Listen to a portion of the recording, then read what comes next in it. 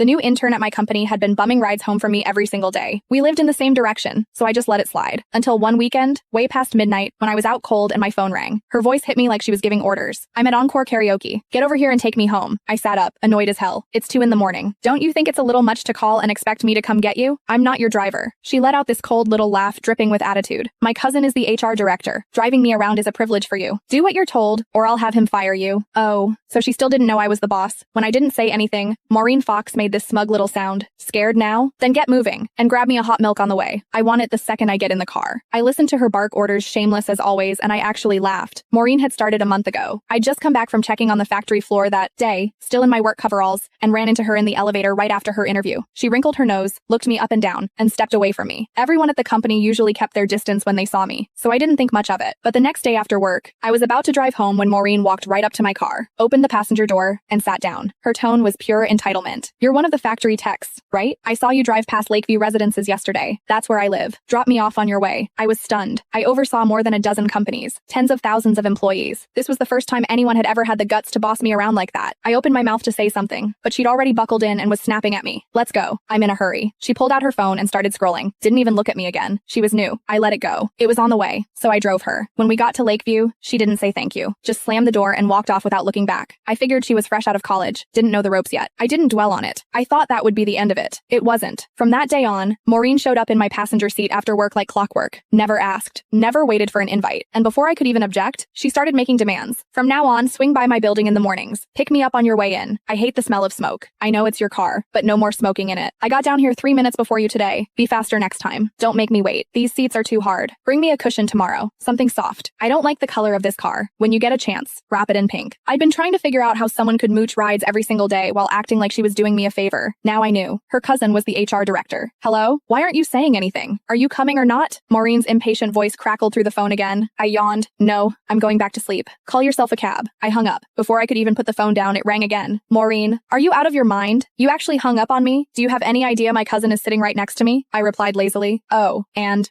She scoffed. "You don't even get it, do you? No wonder you're stuck doing grunt work at the bottom of the company. Let me spell it out for you. I brought my cousin and his whole family out tonight for karaoke, to thank him for getting me hired. If you had any sense, you'd get over here right now, pay the tab at Encore, then drive every single one of us home. Make a good impression on my cousin. Do a good enough job, and maybe I'll put in a good word for you. One sentence from my cousin and you'd be out of the factory and into an office. Just like that. What a scheme." So she didn't just want a personal driver. She wanted me to foot the bill too. I paused, then asked, testing her, "You're sure your cousin can get me promoted with just one word?" An HR director had some pull, sure, but nowhere near enough to shuffle people around at will. Any management appointment needed the vice president's approval. Changes to key positions went through the executive committee.